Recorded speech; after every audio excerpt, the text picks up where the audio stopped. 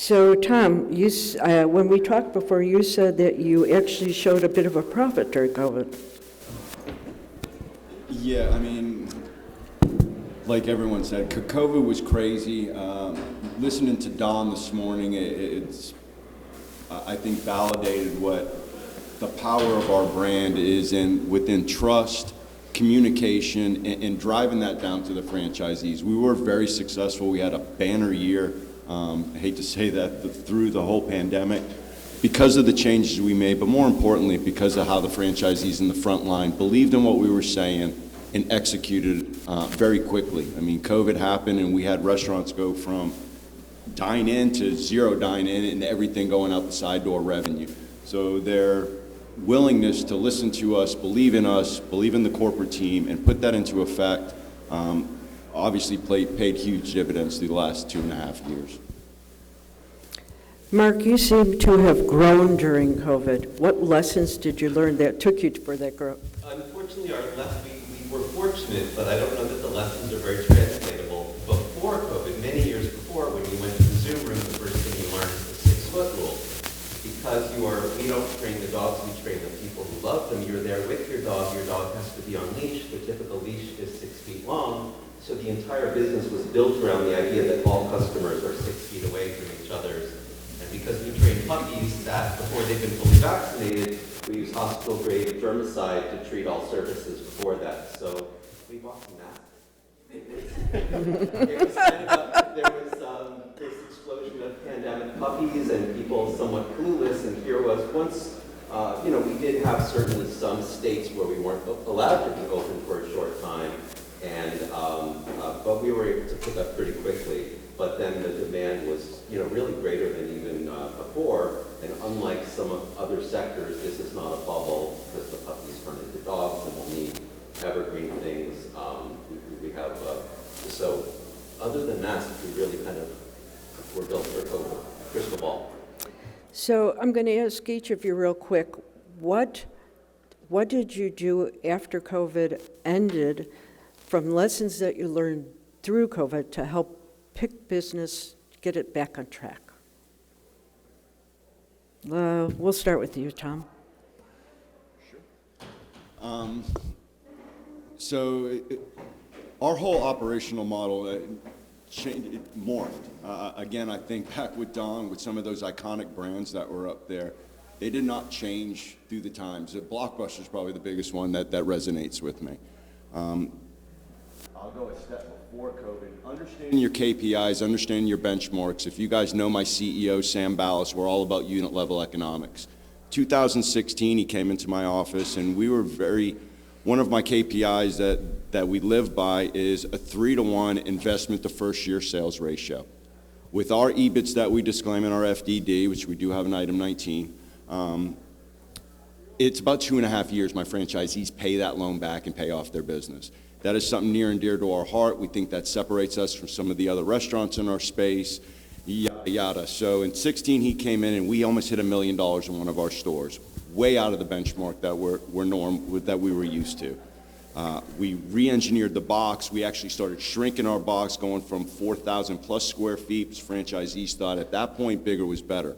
But we saw GC pricing going up, landlord pricing going up, and it just got uncomfortable for us. We shrunk our box in 2016, 17, and I think there was 12 or 13 stores out of my 35 that are that size. We sustained our AUVs.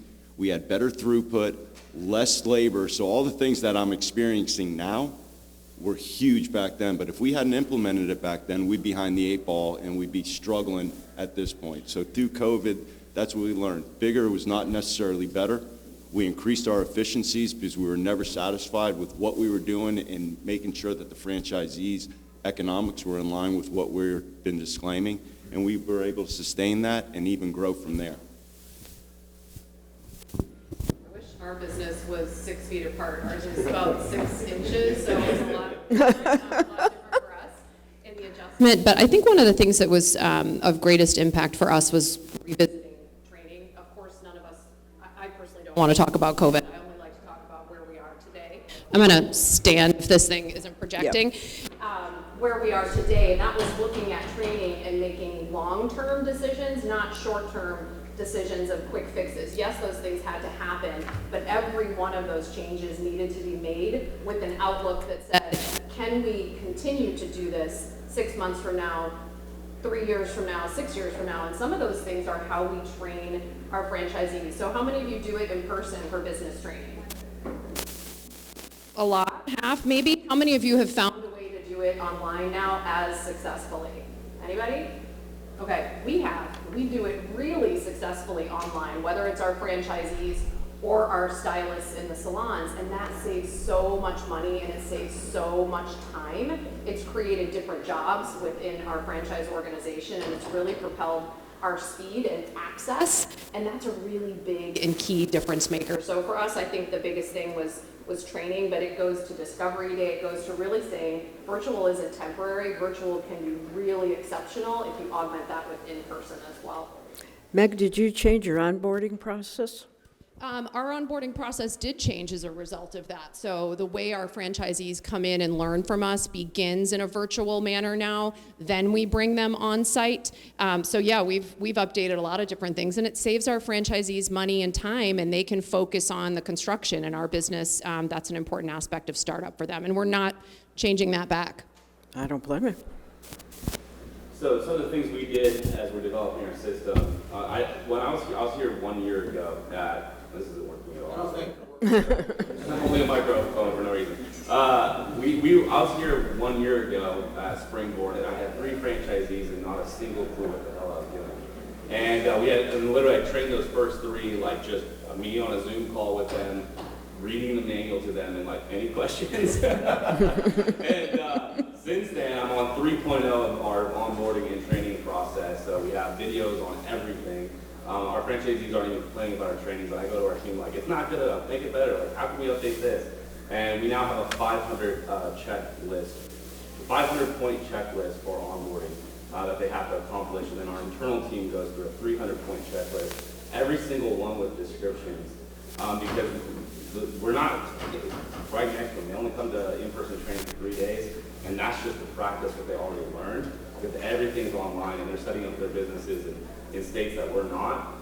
So it's super important to be like obsessive about your process, and that you're setting them up for success. And if you do that, it doesn't matter if it's COVID or any other economic problem that might happen in the future. Things are going to happen, but you're trying to set your people up for success, your franchisees, your team for success, and that comes by being prepared. Like, you can't just hand a manual and not update it every year. Like, you have to get obsessive about feedback from franchisees, feedback on the onboarding. We have a franchisee who's really upset with us because we didn't help them properly get the workman's comp in Florida, because we hadn't done it yet. And it was way more difficult than we thought. That we worked it out, and the second one we got it done immediately for them. So we're taking feedback to make sure that they're set up for success, and then adding that to our system. So I'm updating our onboarding process and our training every single week right now, and through the end of the year until I feel like we're going into next year stronger than ever before. Very similar to Meg and Steve, we invested very heavily in technology during COVID. At first we saw it as, we can't do discovery days, we can't do in-person training, these are problems. What do? We do a Zoom call, but we realized that was a Band-Aid, but we quickly realized there were long-lasting benefits from it. On the onboarding, not only did we pivot to everything being virtual, but that allows us to scale much more rapidly. The assets are there. We can refine them. We built in feedback loops. So if there is a video or training component that is not as effective in how people are able to go through it, we can see how far through they get, and then afterwards, then we can go ahead and reshoot that, tweak that, get it better, and make any improvements so that it is state-of-the-art.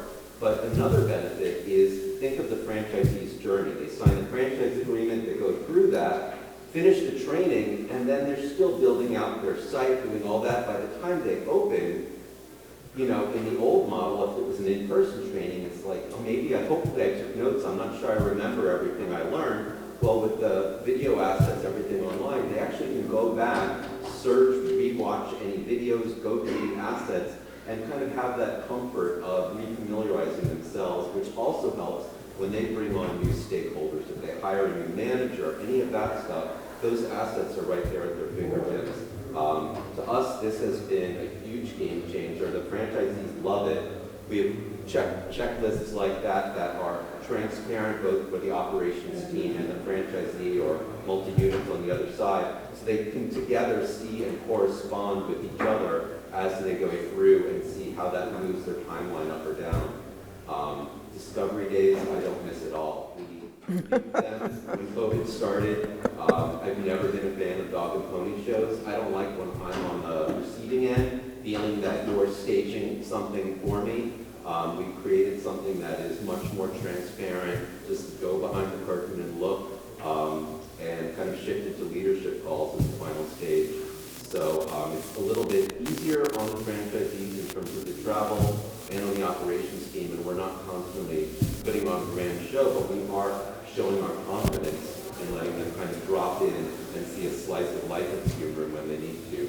That's been a phenomenal asset to our sales process too. I don't know that we would have come to these on our own as quickly as we did when we were forced to do it because of COVID. And do you let them play with the puppies? Absolutely, because puppies benefit, all dogs do, from socialization even more than training.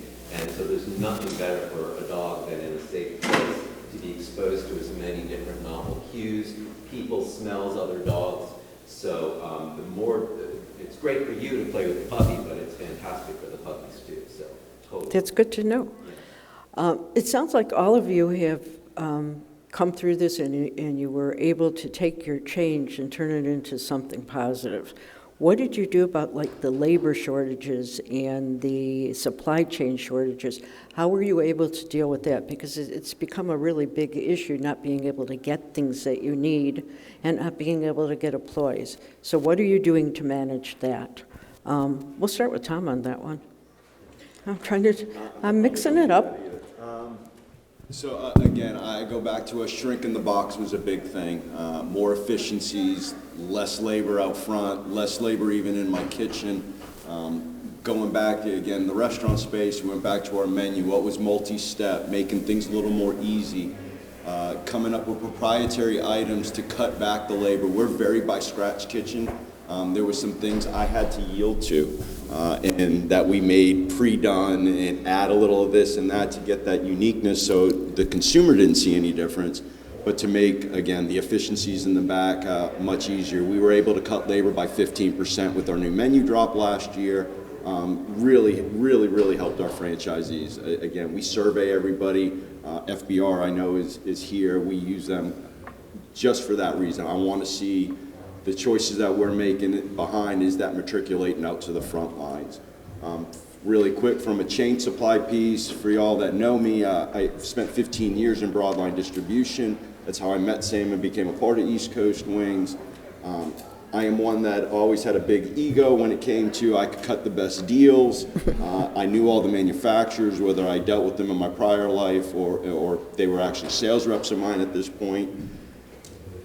I am using GPOs, group purchasing organizations, more than I ever have or ever thought I would. I had to let my guard down and say, okay, what's out there? How can I get better fill rates? I can cut the best deal in the world, but if I can't get it to my franchisee's back door, it does me no good. So the big GPOs now today, I think, play a bigger role, especially in my space, and I think are going to continue to do that for the next 18 to 20 months. Meg. So back to the labor question, obviously we all struggled with that, and we really consider the labor and the employees in our business, and I hope everyone here does, the heart and soul of the reason that you are there. It is the reason that your franchisees can be successful, your employees, your stylists, your laborers, your sandwich makers. We were very intentional in using our national ad fund, and this is maybe going to be a sore subject for some, but I fundamentally believe in it. Using our ad fund that our franchisees contribute to help source employees, professional stylists, the women who work in and create the beauty of our salons, and that was something very different. I think oftentimes maybe frowned upon using that with joint employers, so hopefully IFA is closing their ears, but that really was beneficial for our franchisees, and I think is a nod to recognizing that the funds they're putting in sometimes shouldn't be about generating more business than we can actually serve. We needed more employees. So we're still very intentional on creating an employment brand. for the next several years, and I don't think we'll ever reverse that trend on investing some of those dollars in that space. So to those 2 points, for us, we had a paint shortage that was severe for like 6 months, and then it's better now. But it was about 12 months total of paint shortages. But your role as a franchisor is to have good vendors and suppliers for your franchisees. And so we made calls. We were getting paint orders coming in from Oklahoma to Dallas and different areas, really pulling favors for our franchisees just so they could get jobs done in the beginning. And so that's your role as a franchisor, and you have to just embrace that. Like it's my job to make sure you have what you need to be successful. When it comes to the labor shortage, that's a question that we get asked all the time. I would say like 8 out of 10 franchisees, the biggest concern is like, where am I going to find the labor? And what I say to every single one of them is, look, like you want to open a business, that means you're trying to take part of the market share, right? Like the same amount of homes are going to get painted next year, whether you exist in that city or not, right? So you're trying to take part of the market share. You can only take part of the market share if you first also go and recruit part of the labor share. Like they go hand in hand. Like everybody gets freaked out by labor share, but like we're in a service industry. Like labor is our product. So we train you, and I do what we tell them. We train you, and we'll help you recruit. And we have really good systems for that. But just remind people, like if you want part of the market share, you have to get part of the labor share. That's just the way it works. That's the nature of business. And so I think just breaking it down for people like that, and then saying, but we will coach you and walk you through every step of how to find the best candidate in the city and have them want to work with you. And so, yeah. Certainly the staffing issues that I think affected everyone. Because we are a very lean business, 2 people work at a given time. We don't need as many bodies in a given Zoom room. But that said, what we really do is work on the cultural aspect. The fact that you get to play with puppies all day, that we can't just throw money at it. But what we can do is give that a lot of people coming to work in the service are younger. They are not so motivated by money as much by experience and by happiness, by personal gratification. So to the extent we can play up the personal satisfaction of the job, it's a great environment, very open environment, and it's a place where, there's free fair trade coffee and great music playing, you're playing puppies, it smells, as opposed to, say, working in a vet's office where you're dealing with heavy stuff all day. So there's an advantage there. The one thing as a franchisor that we've done really differently this year is to begin an initiative to really elevate, in our field, dog training as a career.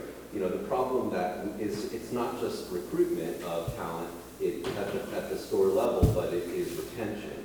And how do you retain people if they are fickly going to, all of the buzzwords, quiet quit and work ghosting and all of this stuff? If they're just going to just jump from, Grubhub to Instacart and feel the same way about their jobs, how do you retain it?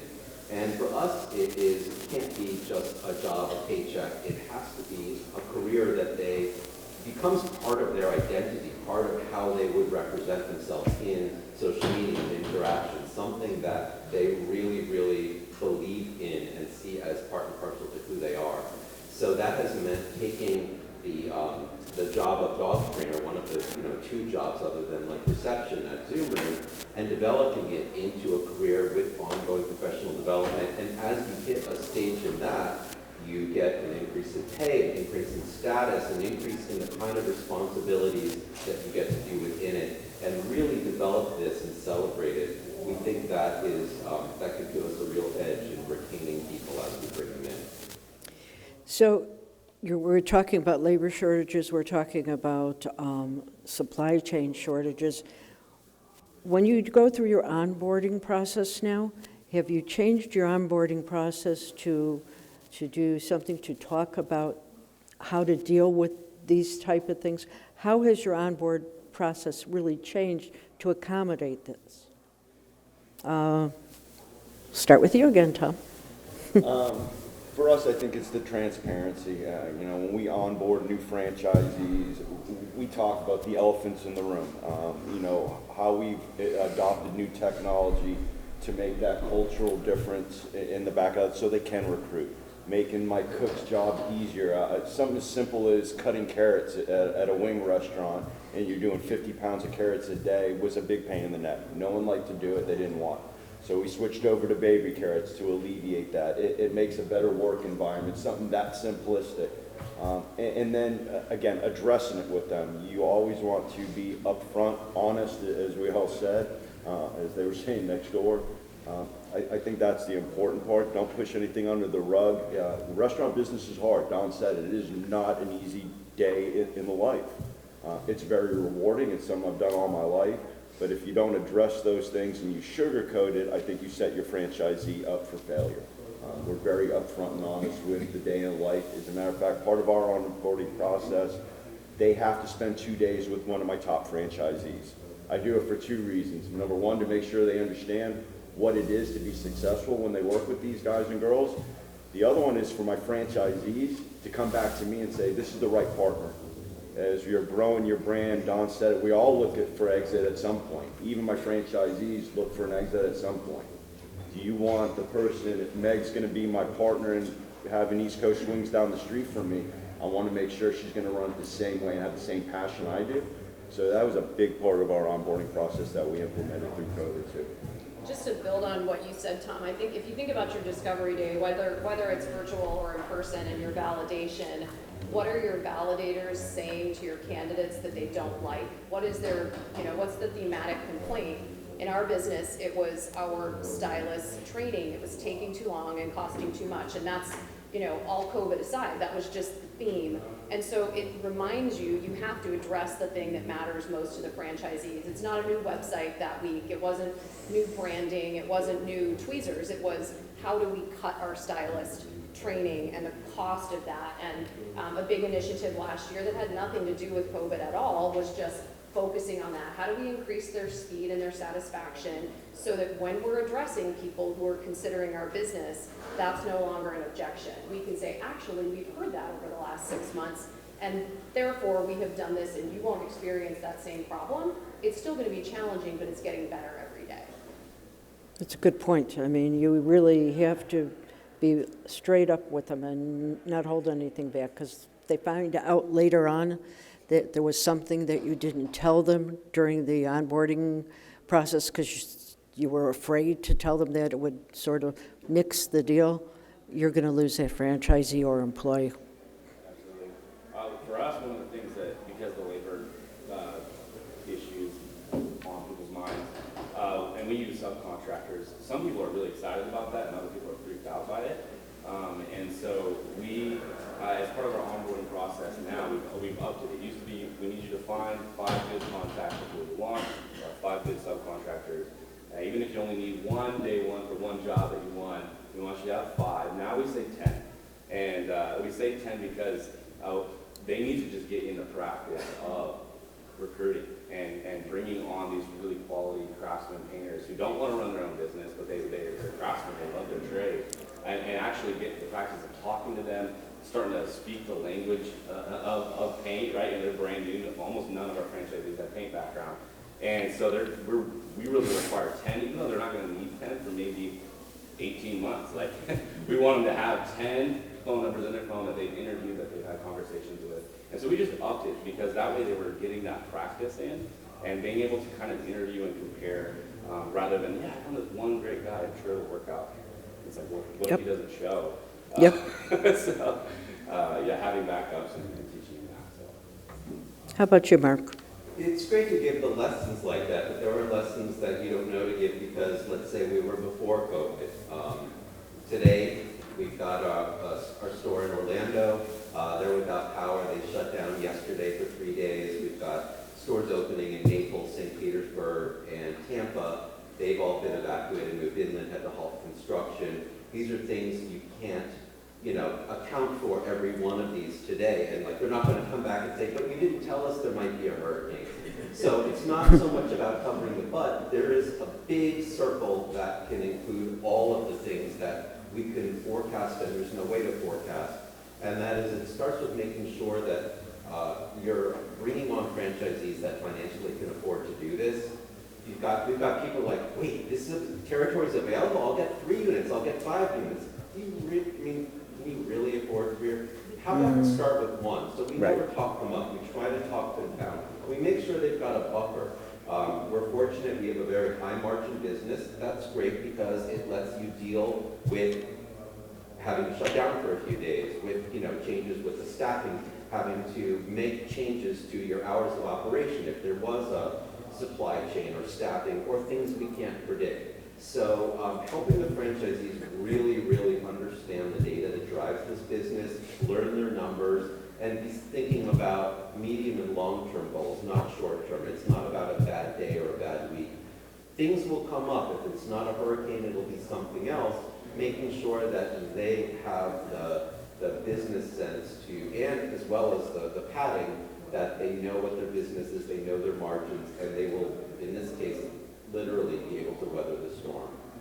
So it seems like making sure that all of your people, whether they're new and maybe even people who have been in the system for a while, have really taken a grasp of everything they need to know in case of an emergency or anything that may come up.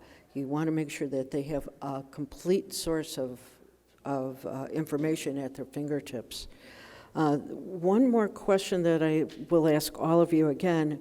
So there's been all of these changes, there's been all of these different things. People were off work for a while, now they're back into work. How has it affected your culture? We'll go from the other end down this way this time. Mark, how has it affected your culture? Following on the things we were all talking about, the shifts to virtual and online and all of that, it's not all canned a lot, so we didn't used to do this, but we now have these weekly webinars that are interactive with all the existing franchisees. That's really allowed us to have much more of a feedback loop. That's really, really improved that. As we've grown so much, the franchisees love just having all the company, all the new faces. We're really excited to have our first in-person convention in a while, coming up in February in Dallas, and people are already really jazzed about that. So for us, I think just having so many more points of touch where they can interact with the operations team and with each other, it helps them really, really feel that they're part of something exciting and growing. Steve? I don't know about change of culture just because we're pretty new, but as far as our culture, when I first started being a franchisor, I was a little bit nervous about do I want my franchisees being really close to each other or not?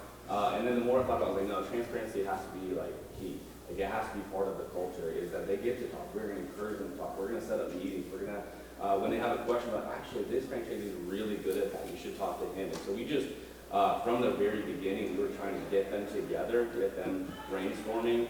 And then my fear of what if there's complaints and they start getting upset together, was great. I want to hear about it soon. And if they're talking and I'm part of that discussion, right, then I can make the improvements that they're wanting, or maybe give explanation to something. And so our culture, we wanted to as soon and as quickly as possible generate franchisees having communication, working together. Our chat group is it'll be sometimes 30 conversations in a day that happen on that thing. That's great. Whether they're helping each other out with estimates. Hey, I had a no-show. What would you guys do in this situation? Hey, I've never done this kind of project. What would you guys do? So it's not even just on us to support them. The franchisees are supporting each other. And I think you want to try to implement that as quickly as you can. For us, I think, we've always been disparately located because we're in Ann Arbor, we're in Dallas, our headquarters are all over the place, our staff is everywhere. I fundamentally believe that the culture of your organization and how your franchisees feel about one another is a reflection of how your corporate staff feels about you as a leader and feels about the business that they're working on and the team they're with. So if you don't have the culture right in your home office, no matter if it's 10 virtual offices, you're not going to be able to telegraph that within your franchise organization. So we fundamentally believe in firm, fair, and friendly with our franchisees and a whole lot of fun. And that's really how we engage with one another. The team of 25-odd women, we don't have any men. That doesn't mean we wouldn't have men on our corporate team, but we don't right now. And we just, we really respect one another. I'm a big believer in talent and making sure that you can keep propelling great talent to the top. And we feel the same way about our franchisees. We're just, we'll go to any lengths to support them, and I think they feel the same about us now. Tom? From my perspective, I think it's solidified our culture. I mean, we always had a very good culture with our franchisees. I mean, we're relatively still a small brand. Our transparency, our openness, communication was what got us to where we are today. But when the stuff hits the fan, so to speak, I think that it validated the corporate to the franchisees, and honestly the franchisees back to us. I got a very different viewpoint of my franchisees today and how they embraced us and really how they executed on the front lines. I mean, we managed 5 corporate stores. I can tell you that I had more headaches with those than I did with my franchisees, which speaks volumes to them. And I thank them every day. My team thanks them every day. Like Don said, he's like, they pay a royalty, they get a voice because of that royalty. And that resonated with me even more so. I didn't really think about it until he said that, even with my team, that we always got to thank them. And they're thanking us on the backside. I mean, the things that Sam does and we do with the IFA, that we stayed in front of the curve because of COVID, and the things that we're putting out to them on how to navigate these crazy waters, whether it was the PPP money that was invaluable to them, especially my Philly store that got hit the hardest with the mask mandates, to the everyday grind of labor shortages and all the things that we're still dealing with. It solidified that relationship and it's made us that much stronger. So we've got about 2, maybe 3 minutes. Does anybody have any questions for anybody? Yes. So I have a question. I know all you guys are at different points and different sizes of your organization. Can you just explain approximately how many people are on that corporate team?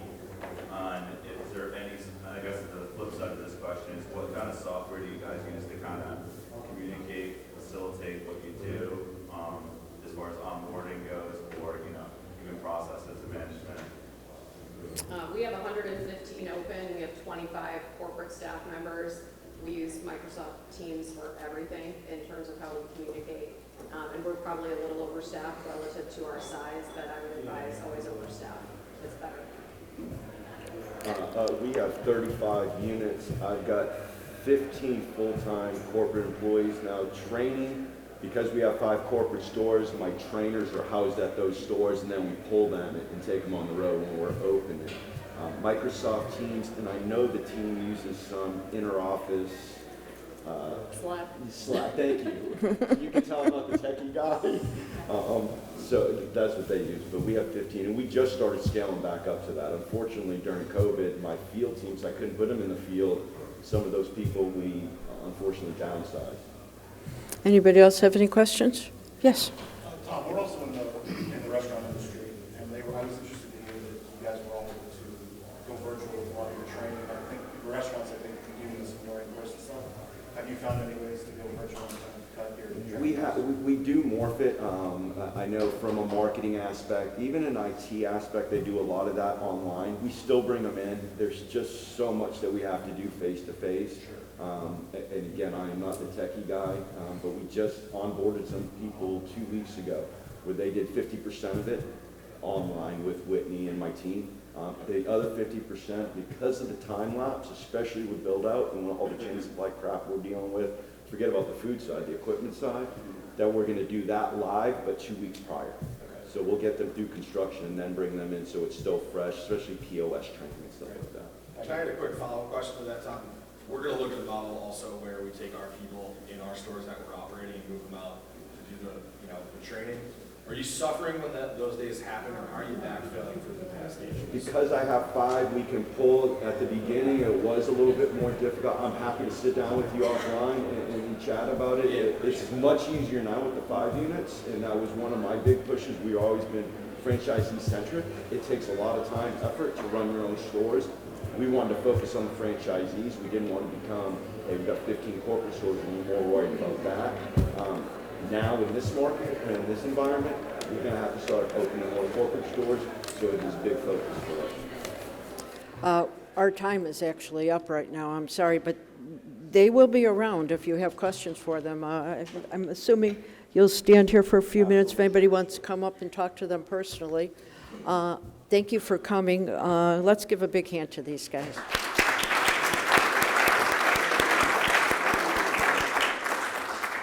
Good job.